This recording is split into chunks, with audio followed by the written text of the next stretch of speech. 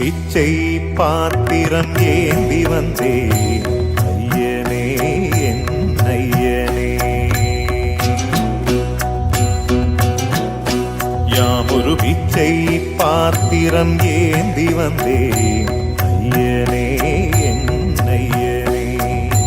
பிண்டம் என்னும் எலும்பொடு சதை நரம்புதிரமும் அடங்கிய உடம்பு எனும் பிச்சை பாத்திரம் ஏந்தி வந்தேன் ஐயனே என் ஐயனே.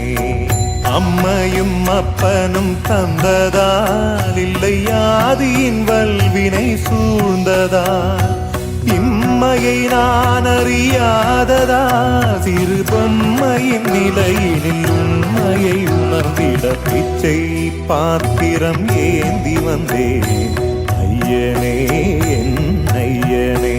அத்தனை செல்வமும் உன்னிடத்தில் நான் பிச்சைக்கு செல்வது எவ்விடத்தில்? வெறும் பாத்திரம் உள்ளது என்னிடத்தில், அதன் சூத்திரமோ அது உன்னிடத்தில். ஒரு முறையா இருமுறையா பல முறை பல பிற